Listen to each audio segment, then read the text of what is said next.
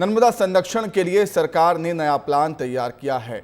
नर्मदा उद्गम स्थल पर अमरकंटक में फॉरेस्ट कवर का संरक्षण होगा और आबादी के विस्थापन की भी योजना बन रही है। नर्मदा संरक्षण के काम की नवंबर में फिर से समीक्षा होगी।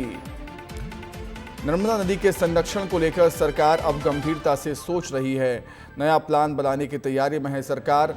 नर्मदा उद्गम स्थल पर अमरकंटक में फॉरेस्ट कवर का भी संरक्षण किया जाएगा और आबादी के विस्थापन की योजना भी बन रही है। तो विवेक भोपाल से लगातार हमारे साथ जुड़े हुए हैं, विवेक पांडे। विवेक, अब लग रहा है कि मां नर्मदा के संरक्षण को लेकर सरकार गंभीरता से सोचती है। कल भी खबर आई थी कि कड़े फैसले यहां पर लिए जा रहे हैं कि सीवेज का पानी नर्मदा में नहीं मिलेगा, सैटेलाइट से मॉनिटरिंग होगी। अब उद्गम स्थल को लेकर भी कुछ प्लान सरकार की तरफ से आने वाला है।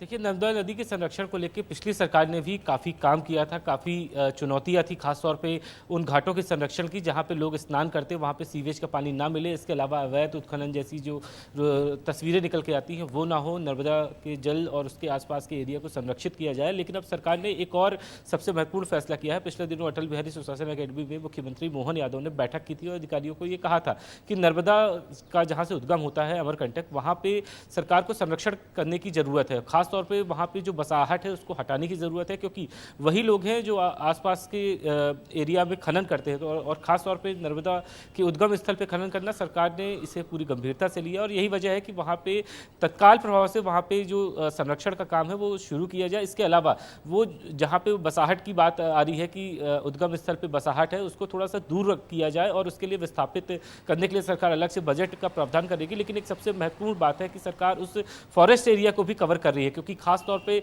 वो फॉरेस्ट का जो जंगल है उसमें कई सारे आदिवासी परिवार रहते हैं, तो वहाँ उनको हटाने के साथ साथ उनको बेहतर तरीके से विस्थापित करने की सरकार की जिम्मेदारी है। साथ साथ जो उद्गम स्थल है उसको संरक्षित किया जाए, क्योंकि वहाँ पे लगातार अवैध उत्खनन के भी मामले आते रहे। तो ऐसे ठीक है, सरकार की प्लानिंग तो ठीक है, प्लान ठीक है, लेकिन प्लान का इम्प्लीमेंटेशन कैसे होता है वो देखना यहाँ पर होगा।